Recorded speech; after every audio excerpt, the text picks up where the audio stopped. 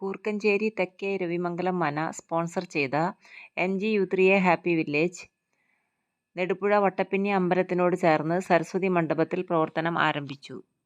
വളർത്തുന്ന മനഃശാസ്ത്രത്തെ സംബന്ധിച്ച് ശ്രീ അബ്ദു നിലമ്പൂർ, മെഡിറ്റേഷനെക്കുറിച്ച് TP നാരായണൻ, യോഗയെക്കുറിച്ച് ശ്രീമതി ശ്രീജ എന്നിവർ സംസാരിച്ചു.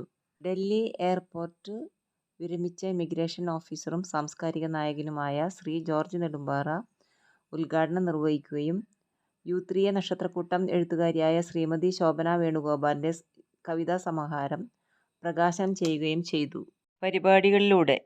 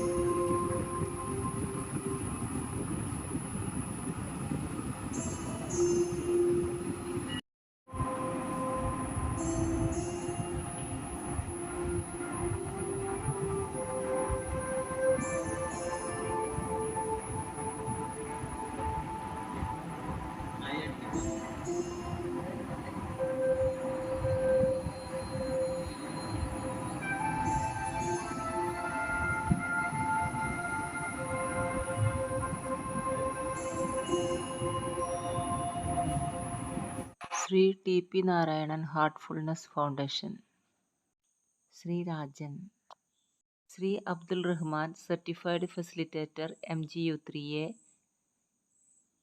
Shri Unnikrishnan, Shri Sumesh PRO Shanti Bhavan palliative care, golden mother award winner Ratnam teacher.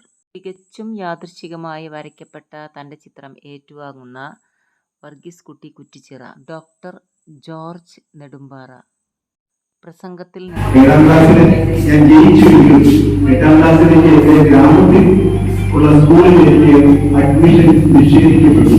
കാരണം ഞാൻ പഠിക്കാൻ മകനായിരുന്നു.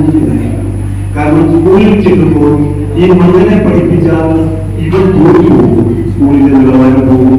അതായിരുന്നു അന്നത്തെ അധ്യാപകരുടെ രീതി. എനിക്ക് എന്റെ സുഹൃത്തുക്കളെ എല്ലാവരെയും അവരുടെ അഡ്മിഷൻ കിട്ടിയിട്ട് മാത്രം കിട്ടിയില്ല. എനിക്ക് ഒത്തിരി കരച്ചിലുള്ളൂ. എന്റെ അപ്പച്ചൻ ഒരു കഴുതയെ കൊണ്ടുപോകുമ്പോൾ അടുത്തുള്ള ഗ്രാമത്തിലേക്ക് എന്നെ കൊണ്ടുപോയി. സെന്റ് മേരീസ് ഹൈസ്കൂളിലെ അധ്യാപകൻ ഹെഡ്മാസ്റ്റർ, നീ കഴുതയാണെങ്കിലും പേര് എഴുതോടാന്ന് പറയും, കാരണം ജയിച്ചതാണല്ലോ. അങ്ങനെ പേരെഴുതി അദ്ദേഹത്തോടുള്ള നന്ദിയും ആദരവും ഈ അവസരത്തിൽ സൂചിപ്പിക്കുകയാണ്.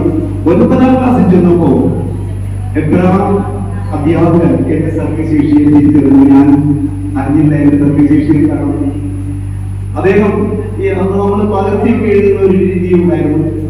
ആ പകർത്തിയെഴുത്ത് നല്ല വടിവന്ന കയ്യക്ഷരത്തിന് ഭംഗിയായിട്ട് എഴുതി എന്നുള്ളത് കാരണത്താൽ അദ്ദേഹം 1/2 മാർക്ക് എനിക്ക് കൂടുതൽ തോന്നുന്നു.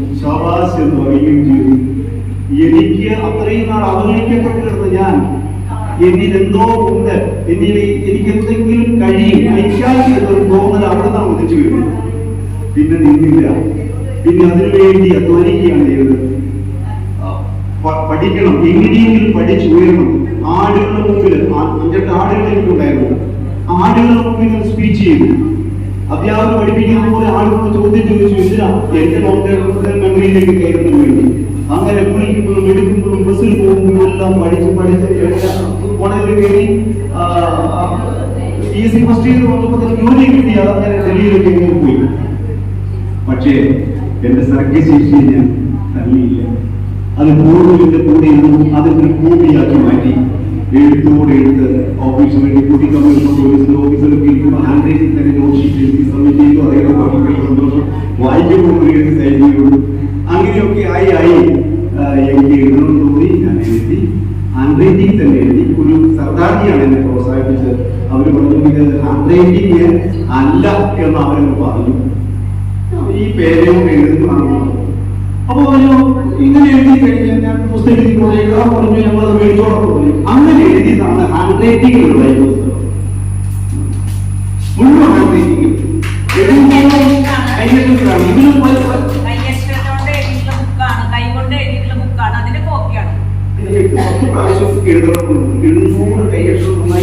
അതിന്റെ ലോങ് ടെമ്പറിലേക്ക് കടക്കുന്നു എന്നതാണ്.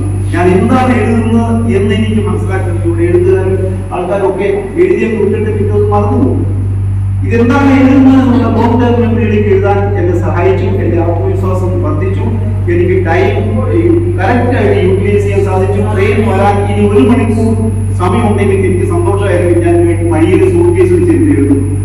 എനിക്ക് ലാപ്ടോപ്പ് പ്രവർത്തിക്കാൻ, ലാപ്ടോപ്പ് പ്രൊമോഷന് പോകുന്നത്, ലാപ്ടോപ്പ് വേണ്ടെന്ന് വിചാരിച്ചു കൈകൊണ്ട് തന്നെ എഴുതി റീബിൽ മാറ്റിയിട്ടാൽ മതി. 5 രൂപ ഇതിന്റെ റീബിൽ മാറ്റിയിട്ടാൽ മതി. അപ്പൊ അങ്ങനെ എഴുതിയാണ് സമയം ഞാൻ ക്രമീകരിച്ചത്. അപ്പൊ സമയ ക്രമീകരണം പഠിച്ചു. ആ രീതിയിലാണ് ഇങ്ങനെ എഴുതി രാഷ്ട്രീയ രാഷ്ട്രീയ സുഹൃത്തിന്റെ കൈപടിയിലാണ് എഴുതി കാണിച്ചു. സെക്രട്ടറി മുതൽ എഴുതി കാണിച്ചു.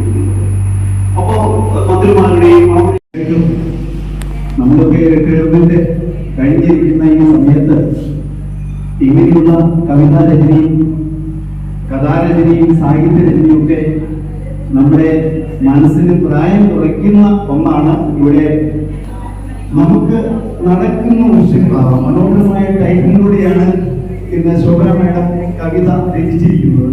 വലിയൊരു സന്തോഷമാണ്. നമ്മുടെ മുന്നിൽ കിടക്കുന്ന ആ നന്മകളെ വ്യാപരിപ്പിക്കുവാൻ ശോഭന മേഡം വഹിച്ച പങ്ക് തീർച്ചയായിട്ടും അഭിനന്ദനമാണ്. ഇത് വെറുതെ വായിച്ച് ആസ്വദിക്കുന്നതോടൊപ്പം തന്നെ ഇതിൽ നല്ല നല്ല ഗുണങ്ങൾ, നല്ല നല്ല സാരാംശങ്ങൾ ഉണ്ടാവും. അത് നമ്മുടെ ജീവിതത്തിലേക്ക് പകർത്തി അത് സമൂഹത്തിന് പ്രയോജനപ്പെടുത്തുവാൻ തക്കവണ്ണം ഈ കൃതി ഉയരട്ടെ എന്ന് പ്രാർത്ഥിക്കുകയാണ്. എന്നെ ഈ മനോഹരമായ ഈ സന്തോഷം വിരുമ്പുന്ന ഈ കൂട്ടായ്മയിലേക്ക് കടന്നു വരാൻ എനിക്ക് സാധിച്ചിരിക്കുന്ന സന്തോഷമുണ്ട്. നന്ദി, നമസ്കാരം.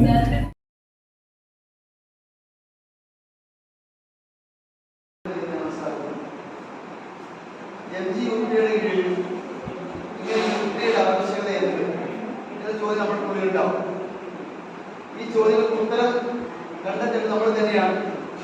അപ്പൊ ഇത് സാധാരണ പ്രോഗ്രാം പോലെയല്ല, അതിൽ നിന്ന് വളരെ വ്യത്യസ്തമായി ഉള്ള സംഗതിയാണ്. അതുകൊണ്ട് ഇവിടെ പ്രസംഗത്തിന് പ്രസക്തിയില്ല. പ്രസംഗം അല്ലെങ്കിൽ നമ്മുടെ ഈ ഉത്തരീയ സംസ്ഥാനത്തിൽ ഇല്ല. ഇത് 5 10 മിനിറ്റ് കൊണ്ട് പറഞ്ഞു തീർക്കാവുന്ന കാര്യവുമല്ല. മറിച്ച് നമ്മൾ ഒരുമിച്ച് ചേർന്നുകൊണ്ട് 1 2 3 ദിവസം ഇരുന്ന് സ്വയം തിരിച്ചറിഞ്ഞ് മനസ്സിലാക്കി മുന്നോട്ട് പോകേണ്ട, അനുഭവിച്ചറിയേണ്ട ഒരു കാര്യമാണ്.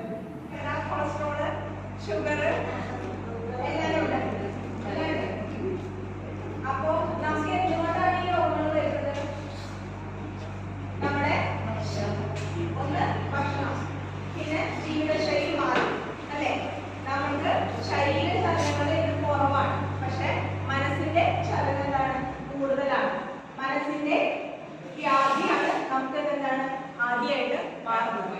അപ്പൊ മനസ്സിന്റെ ചലനങ്ങളെ നമ്മൾ നിയന്ത്രിച്ചു കഴിഞ്ഞു കഴിഞ്ഞാൽ നമുക്ക് എല്ലാവിധ രോഗത്തിൽ നിന്നും ഒരു പരിധി വരെ കൺട്രോൾ ചെയ്ത് നിർത്താൻ പറ്റും.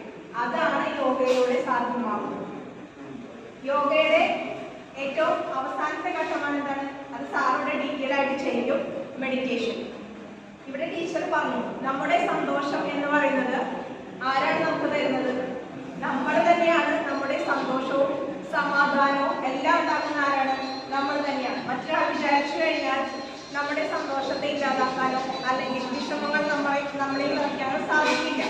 നമ്മൾ തന്നെയാണ് നമ്മളുടെ സന്തോഷവും സമാധാനവും ഉണ്ടാക്കുന്നത്. യോഗ എന്ന് പറഞ്ഞു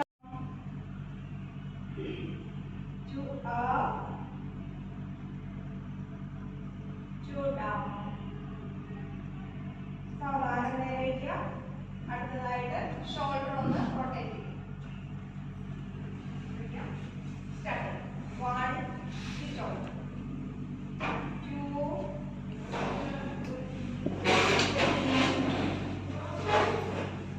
4 5. ഇനി ആൻഡ് ക്ലോക്ക് നേരെ 1 2 3 4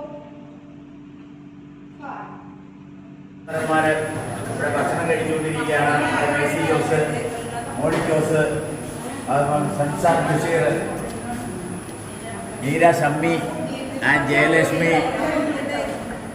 ശോഭന വേണുഗോപാൽ എന്നിവരൊക്കെ കുഞ്ഞമ്പു സാറ് കറികളൊക്കെ വിളമ്പി കൊടുക്കുകയാണ്. ഈത്താപ്പോട് കറികൾ വിളമ്പി കൊടുക്കുന്നു. ജോർജ് നെടുമ്പാറയോടൊപ്പം ജെസ്സി തോമസിനോടൊപ്പം നമ്മുടെ കുറുക്കഞ്ചേരി നക്ഷത്ര കൂട്ടായ്മയിലെ തിളങ്ങി വിളങ്ങി നിൽക്കുന്ന സുന്ദരികൾക്ക് ഇതാ ഭക്ഷണം വിളമ്പി കൊടുത്തുകൊണ്ടിരിക്കുന്നു.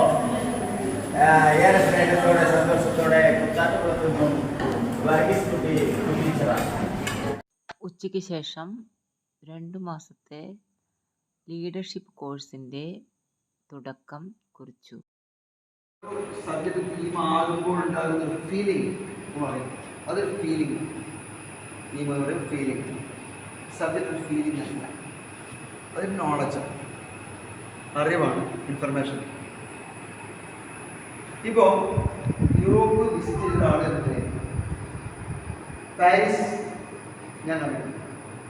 പാരീസിലൂടെ ഒഴുകുന്ന ഒരു അതിമനോഹരമായ ഒരു നദിയാണ് സെയിൻ നദി. വസന്തകാലത്ത് സെയിൻ നദി അതിമനോഹരമാണ്, സുന്ദരമാണ്. മനോഹരമായ ഓർമ്മകൾ സമ്മാനിച്ചുകൊണ്ട് ആ ദിവസവും കടന്നുപോയി. അടുത്ത ദിവസം ക്ലാസ്സിനായി ഒത്തുചേരാമെന്ന് പറഞ്ഞുകൊണ്ട് ഞങ്ങൾ പിരിഞ്ഞു. Thank you.